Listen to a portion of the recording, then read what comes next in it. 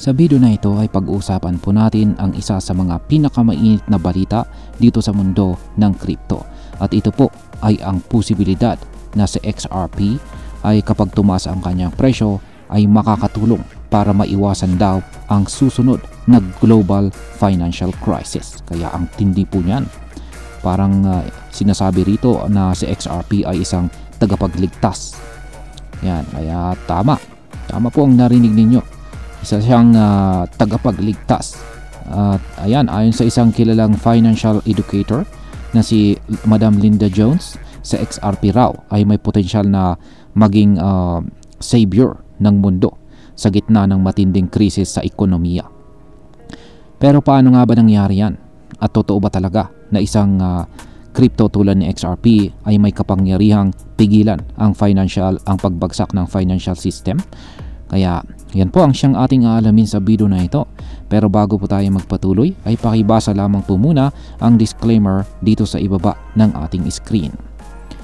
Yan, ang tindi po nito. Ano nga bang ibig sabihin ng mataas na presyo ni XRP sa panahon ng financial crisis? Ayan, ayon po kay Madam Linda Jones. Ayan, siya po ulit ay isang financial educator at saka wealth mentor. Yan, ayon sa kanya ay kung tataas daw ng malaki ang presyo ng XRP, pwedeng magkaroon si Ripple ng tinatawag na deep pockets o malalim na reserve para sa pera. Sa madaling salita ay magkakaroon po sila ng napakalaking fund or pondo na pwede po nilang gamitin bilang pangsalo sa panahon ng krisis. Ngayon ay bakit importante ito? Kasi sa kasalukuyang sistema, kapag may malaking bangko o kumpanya na bumagsak, ang gobyerno ang siyang sumasalo. At sino po ang gobyerno? Tayong mga taxpayer din. Tayo ang nagbabayad para sagipin ang mga institusyon na yan sa pamamagitan po ng bailouts. Pero kung may isang private company tulad po ni Ripple na may kakayahang sumalo, hindi na kailangan pang kuhanan ng pondo ang mga mamamayan. Halimbawa, ngayon si Ripple ay may hawak na mahigit 64 billion na XRP. Yan, at sa kasalukuyang presyo na $2 per coin, ang value nito ay nasa mahigit $83 billion. Pero ayon po sa mga prediction, kung aabot po sa XRP ng $100 bawat isa, ang total na hawak ni Ripple ay magiging higit $4.1 trillion. Ayan, imagine mo na lang, trillions po yan. Yan ang tinatawag nilang financial war chest.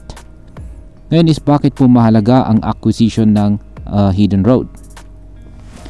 Ayan, hindi lamang po basta bumili si Ripple ng kumpanya. Ang pagbili po nila sa Hidden Road ay isa po itong prime brokerage firm at isa itong matinding hakbang na binansagan ni Jones na isang game changer sa mundo ng global finance. Ang ibig pong sabihin nito, si Ripple ngayon ay hindi na lang basta gumagawa ng cross-border payments gamit itong si XRP.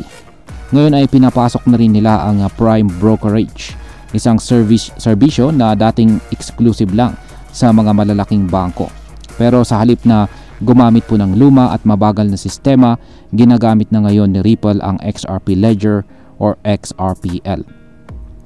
Ngayon is ano po ang kaibahan nito? Sa traditional finance, ang mga settlement ng trades ay umaabot po ng ilang araw.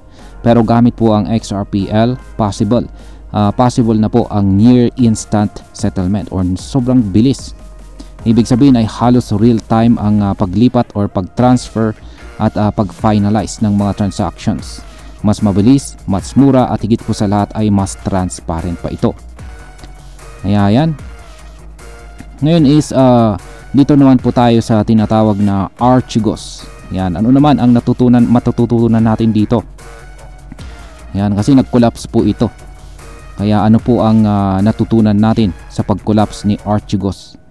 Para maintindihan natin kung bakit kailangan ng pagbabago sa financial system, balikan po natin itong si Archegos Capital Management. Kasi bumagsak po siya noong taong 2021 dahil sa sobrang leverage, kulang sa transparency at mahinang risk management. Ang naging resulta, syempre, ay higit po sa $10 billion ang nalugi ng mga bangko tulad po ng Credit Suisse at saka Nomura. Ayon po sa AI summary ng tool na tinatawag na si Grok, maraming prime brokers noon ang hindi agad nakapansin ng problema. Nahuli ang mga margin calls, mahina ang oversight at hiwa-hiwalay ang risk monitoring. Lahat ng ito ay nag-ambag po sa pagbagsak ng isang kumpanya na naging dahilan ng pagkalugi ng buong financial ecosystem. Pero kung blockchain system sana ang ginamit tulad po ng XRPL, posible sanang naiwasan ito. At bakit? Dahil ang blockchain po ay transparent, immutable at saka may real-time tracking. Ibig sabihin, lahat ng galaw ay makikita po natin agad, hindi katulad ng lumang system kung saan maraming hidden risk. Ngayon is paano naman kaya makakatulong sa XRP sa global finance? Kaya balikan po natin sa XRP.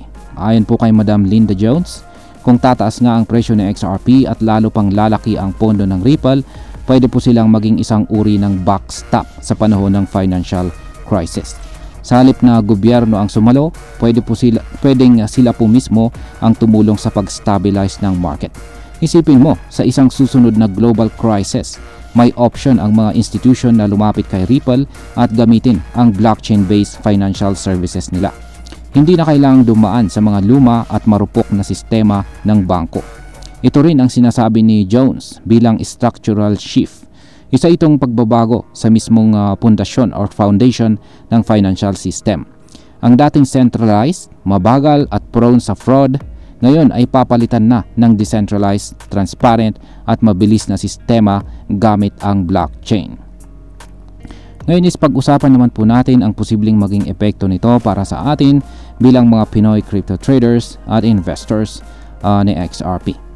Para sa atin na nakatutok dito sa crypto, malaki po ang epekto ng development na ito. Una, kapag tumaas po ang demand kay XRP dahil sa paggamit nito bilang alternative sa mga traditional financial institutions, malaki po ang chance na tumaas din ang presyo nito. At kung meron po tayong hawak na XRP ngayon, tiyak na makikinabang po tayo rito. Pangalawa, ipinapakita po ng balitang ito na unti-unti nang lumalapit ang crypto sa mainstream finance. Hindi na ito basta speculation lamang. May mga konkretong hakbang na ginagawa tulad po ng pagbili ng hidden road na siyang nagpapakita po ng long-term vision ng mga kumpanya tulad ni Ripple. Pangatlo, nagbibigay ito ng inspirasyon sa mga bagong traders at saka investors na pumasok po sa market ng may mas malalim na pag-unawa. Hindi lang ito tungkol sa bibili ka ng mura tapos bebenta ng mahal. May mga malalaking factors na dapat din nating isaalang-alang tulad po ng utility, adoption at saka macroeconomic impact ng mga crypto assets. Bilang panghuli ay ang masasabi ko po rito ay hindi lamang ito simpleng speculation lamang. Ito ay ebidensya na ang crypto, particular po sa XRP, ay maaaring magkaroon ng aktual na papel sa pagpapabuti ng global financial system. Oo, marami pa rin ang duda sa crypto at saka blockchain. Pero kung tuloy-tuloy ang ganitong klaseng adoption, darating po ang panahon na magiging backbone na ito ng bagong system. Hindi ko sinasabi na siguradong mangyayari ito bukas. Pero ang mahalaga ay unti-unti na tayong papunta doon. Sa panahong pabago-bago ang ekonomiya, mahalaga po na may mga alternatibong solusyon gaya ng blockchain. Kaya para sa atin bilang mga traders at investors dito sa Pilipinas, ang pinakamainam nating gawin ay maging updated, maging mapanuri at higit po sa lahat ay mag-invest hindi lang ng pera kundi pati ng kaalaman. At ayan, hanggang dito na lamang po tayo sa video na ito mga ka-crypto. Marami pong salamat sa panonood. Ingat po tayo lagi at God bless po sa ating lahat.